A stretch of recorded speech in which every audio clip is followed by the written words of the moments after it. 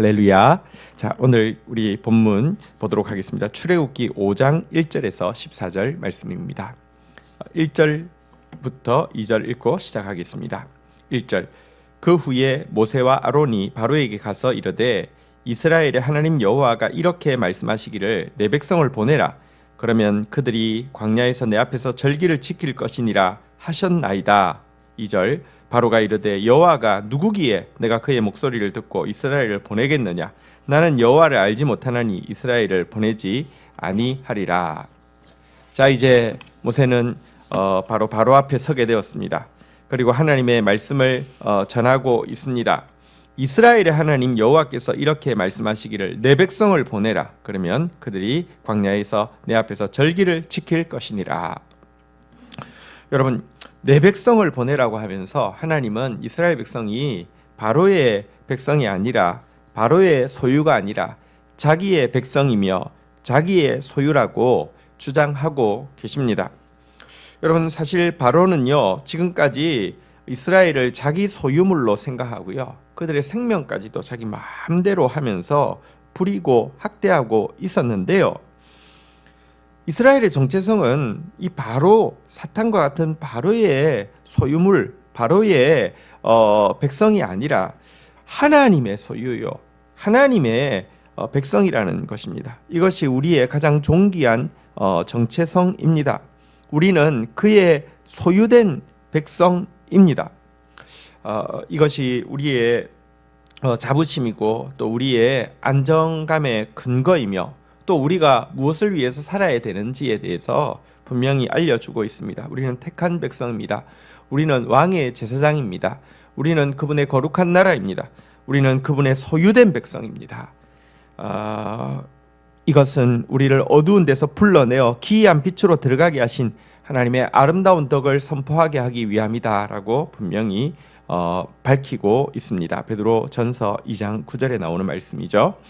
자, 그런데 이 같은 모세의 그 하나님의 말씀의 전달에 대해서 바로는 비웃고 있습니다. 아주 그 조소를 섞어서 독소를 내뱉고 있습니다. 나는 여호와를 알지 못하니 이스라엘도 보내지 않겠다. 무슨 의미입니까? 감히 너의 민족의 신인 여호와가 뭐길래 나한테 와서 그의 목소리를 들으라고 주장하는가? 이스라엘을 내보내라고 주장하는가? 누가 보내겠는가? 하면서 지금 이제 조롱하고 있는 것입니다. 그러나 시작할 때는 이와 같은 조롱으로 시작했지만 그는 결국 뼈아픈 대가를 치르고 여호와를 모른다고 했는데 여호와를 알게 되고요, 이스라엘이 자기 소유라고 주장했는데 이스라엘이 하나님의 소유라는 사실도 깨닫게 됩니다.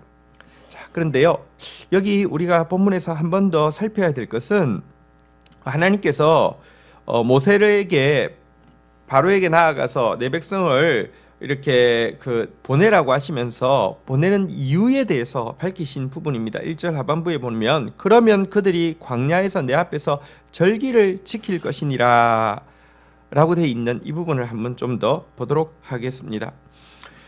이스라엘이 해야 할 일은 광야에 나와서 하나님 앞에서 절기는 지키는 것이다 라고 이야기하고 있습니다. 우리의 구원의 목적은요, 내가 행복하기 위해서, 내가 편하기 위해서가 아니라 하나님 앞에서 절기를 지키기 위함이다 라고 되어 있는 것 기억하십시오. 사실 출애굽기에는 내 백성을 보내라, 그들이 나를 섬길 것이라, 이 표현이요 무려 6번이나 반복되고 있습니다. 내 백성을 보내라, 그들이 나를 섬길 것이니라. 내 백성을 보내라, 그들이 나를 섬길 것이니라. 내 백성을 보내라, 그들이 나를 섬길 것이니라. 내 백성을 보내라, 그들이 나를 섬길 것이니라. 내 백성을 보내라, 그들이 나를 섬길 것이니라. 계속 반복되어지고 있습니다. 여기 섬긴다는 단어, 아바드라는 단어가 경배로도 번역되는 단어입니다. 우리가 하나님을 예배하는 것, 이것이 본질적인 사명입니다. 그리고 여러분, 이것이 우리에게 최고의 또 기쁨임을 잊어서는 안 됩니다. 이 백성은 내가 나를 위하여 지었나니 나를 찬송하게 하려 함이라 그랬는데요, 예배가 우리의 본질적인 사명임을 잊어서는 안 됩니다.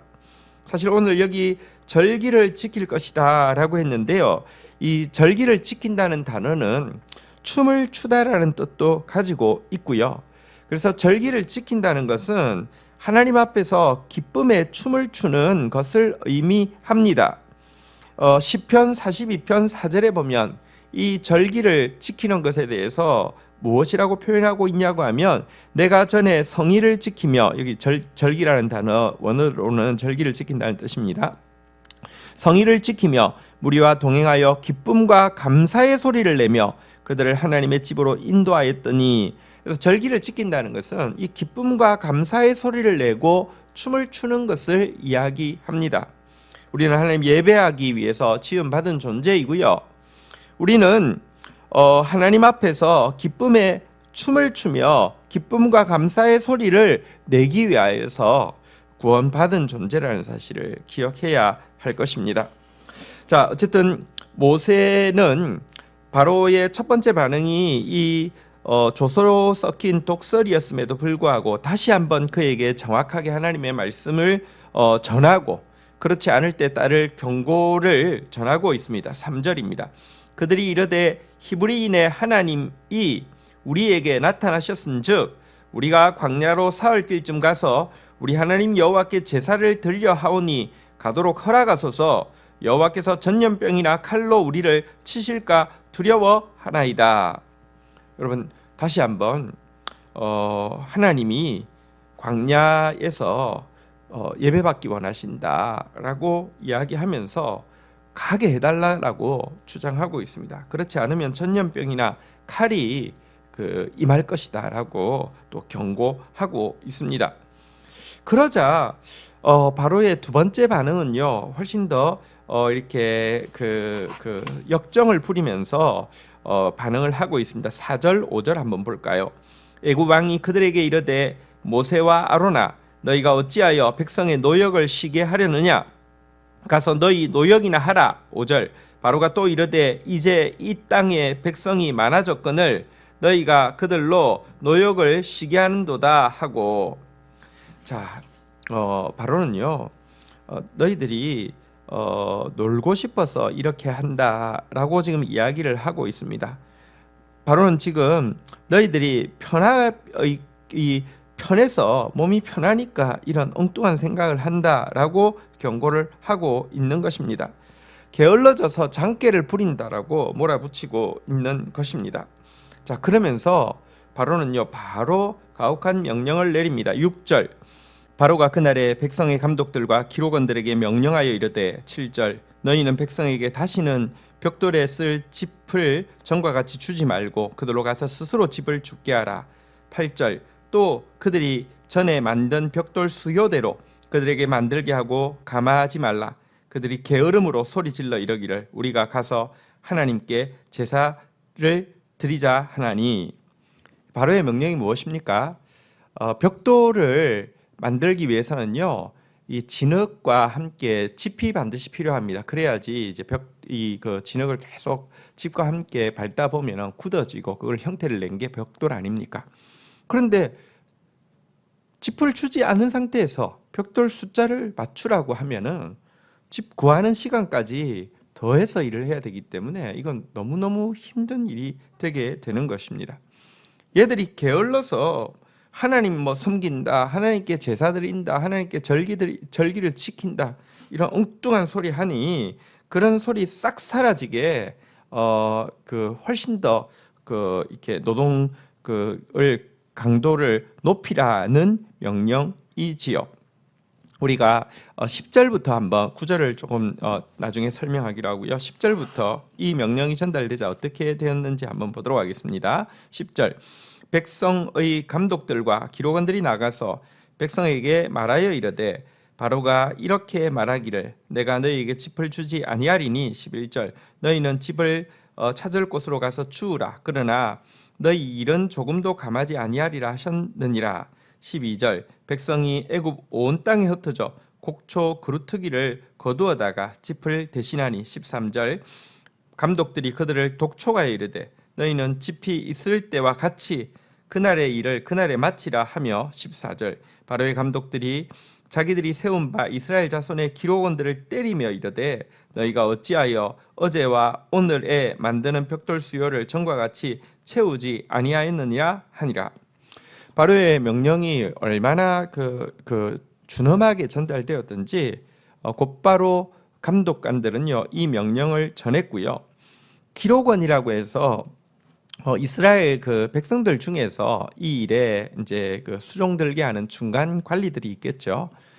이들을 통하여서 닥달을 하는데 심지어 여기 14절에 기록원들이 그날의 수요를 채우지 못한 이스라엘 백성들이 못하자 기록원들을 감독들이 때렸다라고 되어 있습니다. 여기 때렸다라는 단어의 원어의 뜻을 보니까 채찍 자국을 내다, 살해하다라는 뜻을 가지고 있는데요. 이것은 이 뾰족한 쇠를 채찍 끝에 박아 놓은 상태에서 후려치는 것을 이야기합니다. 얼마나 분위기가 살벌했던지. 보통 때는 감독관하고 기록원은 약간 그래도 좀 동료 관계처럼 이렇게 지냈었는데요. 지금 감독관들이 기록원들을 이렇게 막 이 쇠가 박힌 채찍으로 막 죽으라고 내리치는 이 분위기. 여러분, 모세와 아론이 와서 하나님의 말씀을 전하자 전보다 배나 더한 고생이 찾아왔다는 것을 오늘 좀 볼 필요가 있습니다. 여러분, 근데 서두에도 말씀드렸지만 하나님이 운행하신다는 것은요, 거꾸로 상황은 더 흑암이 가득 찬 것 같고 더 혼돈한 것 같고 더 공허한 것 같을 수 있음을 기억해야 합니다. 지금 더 가중된 고난은 임박한 구원의 전조가 됩니다.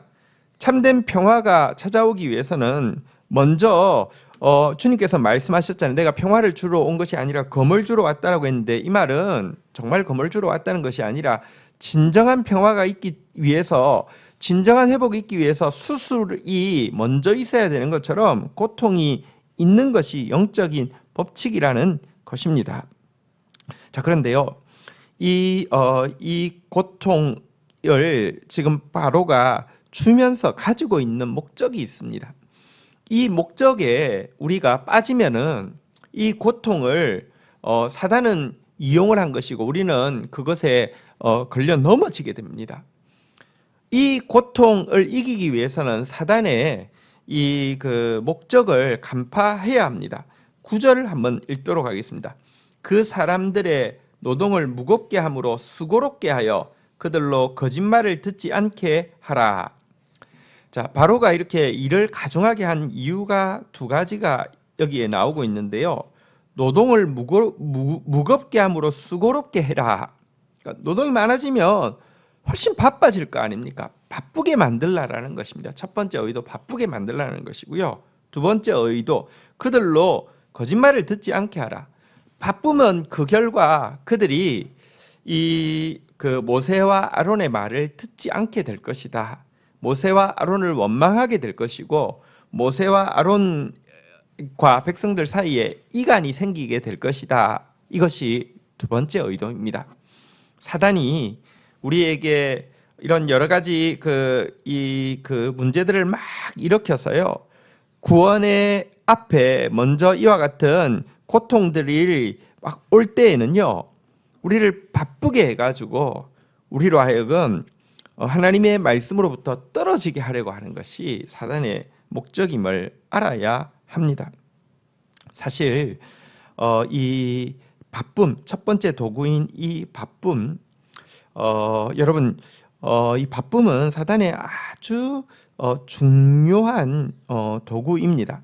칼 융이란 심리학자는 바쁨은 사탄적인 것이 아니라 바쁨 그 자체가 사탄이다라고 할 정도로 사단의 아주 그냥 전매 특허가 바쁘게 하는 것입니다. 그러면서도 사단은요, 거짓말을 잘하잖아요. 사람들을 속여서 바쁜 것이 내가 얼마나 유능한 것인지를 증명한다. 내가 바쁜 것이 내가 얼마나 삶을 잘 산 것인지를 평가하게 한다라고까지 속이고 있습니다. 그래서 하루를 마칠 때 내가 오늘 얼마나 바빴지를 생각하게 하면서 그럼 내가 하루 잘 살았네 라고 착각하게 만든다는 것입니다. 여러분, 거짓말입니다. 내가 얼마나 행복했는지, 그리고 참된 행복은 하나님을 섬길 때 나오죠. 내가 얼마나 하나님 섬겼는지를 점검해야 하는데, 내가 얼마나 바빴는지를 점검하게 하는 이 사탄이 하는 이것에 우리가 빠져서요, 이상하게 내가 안 바쁘면 죄 짓고 있는 것처럼 오해하게 만들기도 합니다. 여러분, 이 같은 사단의 작전, 바쁨에 매몰되어 가지고는요, 결국은 하나님의 말씀으로부터 멀어지고 하나님의 말씀의 사람으로부터 이간되어지고 그들에 대해서 이렇게 원망하게 되거나 멀리하게 되는 이것은 우리가 하나님의 구원을 바라지 못하게 하려는 사탄의 작전임을 알고 그 반대로 행해야 된다는 것을 꼭 기억해야 합니다. 그렇다면 이와 같은 바쁨과 이간을 이길 수 있는 강력한 방법은 무엇일까요? 그것은 앞에 잠시 언급한 대로 절기나 섬김이라는 단어 속에 들어있는 기쁨과 이 경배, 예배라고 할 수 있습니다.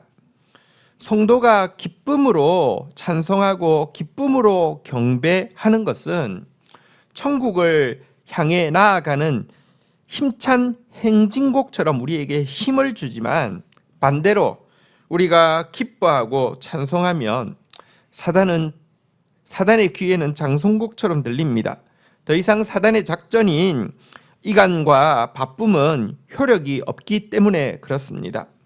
하나님을 너무 귀하게 섬겼던 조지 뮬러는 아침마다 이와 같은 그 묵상을 했다고 합니다. 내가 매일 해야 할 가장 크고 중요한 일은 주 안에서 내 영혼이 행복해지는 것임을 그 어느 때보다 분명하게 알았다. 첫째로 관심을 가질 것은 내가 주께 얼마나 봉사할 것인가가 아니라 어떻게 내 영혼을 행복한 상태로 들어가게 하고 내 속사람이 얼마나 살찌게 할 것인가 였다라고 이야기하고 있습니다. 내가 주 안에서 이 절기, 기쁨의 잔치를 누려야 합니다. 기뻐야지 합니다. 기쁨이 회복되어야 합니다. 이러지 않으면 바쁨에 매몰되고요, 이간에 쏟게 되어서 하나님의 구원을 바랄 수 없게 되는 것입니다. 특별히 우리에게 영혼의 기쁨이 있어야지만 하나님의 일을 계속할 수 있습니다. 고통이 있어도요, 구원이 가까운 것입니다. 바쁘게 하는 것도 이것도 속임에 지나지 않습니다. 이간하려는 거, 이거 사단의 작전입니다. 이 모든 것들 내가 기쁨이 있으면요, 그런데 그럼에도 불구하고 keep going 할 수 있습니다. 계속 나아갈 수 있고 계속 하나님을 섬길 수 있습니다. 그래서 느헤미야는요, 여호와를 인하여 기뻐하는 것이 너희의 힘이니라 라고 이야기하면서 이날은 주의 성일이니 근심하지 말라고 이야기하고 있습니다. 지금은 하나님 앞에서 우리가 기도하는 성일입니다. 절기입니다. 슬퍼하지 마십시오. 여호와로 인하여 기뻐하는 것이 우리의 힘입니다. 기뻐하십시오. 기뻐야지 감당할 수 있습니다. 기쁨으로 바쁨을 몰아내야 됩니다. 기쁨으로 이간을 몰아내야 됩니다. 절기입니다. 하나님 앞에서 성일입니다. 우리가 기뻐해야 합니다. 여러분, 사실 그런데 기뻐하는 것도 훈련이 많이 필요하지요. 우리가 지금까지 받아온 훈련은 주로 염려하는 훈련이었지 않습니까? 너무 많이 생각하고 너무 많이 조심하고 너무 많이 고민하고 그런 훈련들을 받아왔습니다. 여러분, 우리가 기뻐하는 훈련을 해야 합니다. 하나님을 신뢰함으로 말미암아 그냥 이유 없이 웃으십시오. 하나님을 신뢰함으로 말미암아 지금 상황과 문제가 심각해 보이고 흑암과 혼돈과 공허가 가득 차 보여도 기뻐하십시오. 웃으십시오. 웃으면요, 긴장이 풀어지고요, 웃으면요, 하나님께서 주신 좋은 것, 나쁜 것들이 있는, 지금 우리 상황에 나쁜 것도 있지만 여전히 하나님 주고 있는 좋은 것들이 있잖아요. 좋은 것을 즐길 수 있게 하고요. 웃으면 내가 좁은 거 보고 있다가 넓은 거 볼 수 있게 도와주게 되고요. 웃으면요, 지금까지 내가 지키려고 고집해온 명분들, 내가 내세우고 있던 논리들이 그렇게 그렇게 중요한 것이 아님을 스스로 깨닫게 됩니다. 특별히 기뻐하면요, 자신에게만 너무 심각하게 몰입하는 것을 막을 수 있습니다. 열정적인 사람들에게 있어서 한 가지 큰 단점이 있는데요, 직업병과 같은 게 있는데요, 그게 뭐냐고 하면 다른 사람을 숨막히게 하는 것입니다. 왜냐고 하면 열정적이면요, 이렇게 뭐랄까요, 자기에게 집중되고요, 자기 어떤 그 논리나 헌신에 집중되고요, 자기 생각에 집중되고요, 그러면 주위에 있는 사람들이 숨이 막히게 됩니다. 그런데요, 여러분, 이 축제는 그렇지 않잖아요. 축제는 이렇게 뭐랄까요, 우리로 하여금 느슨해지게 하고 여유 있게 하고 이렇게 그 뭐랄까요, 같이 즐거워할 수 있게 만들어 주지 않습니까? 기쁨이 기쁨을 낳고 웃음이 웃음을 낳습니다. 오늘 우리의 상황은 사실은 여러분들이 각지 처한 상황에서 여러분 웃으면 주위 사람들이 이상하게 생각할 수도 있습니다. 지금 실성한 거 아니야? 이런 상황에서 웃음이 나와? 예, 이런 상황에서 웃음이 나올 수 있는 게 우리의 믿음입니다. 왜냐고 하면 하나님의 영은 운행하고 계시기 때문입니다. 오늘 이 믿음으로 하나님 앞에 서는 저와 여러분들이 되기를 주의 이름으로 축원드립니다. 우리 주신 말씀 가지고 제가 기도하고요, 또 우리 함께 하나님 앞에 마음을 쏟는 시간 가지도록 하겠습니다. 기도하시겠습니다. 하나님 감사합니다. 나는 하나님의 소유, 하나님의 백성입니다. 나는 하나님을 경배하기 위해서 지음받은 존재이고 하나님 앞에서 기뻐하기 위해서 지음받은 존재임을 고백합니다.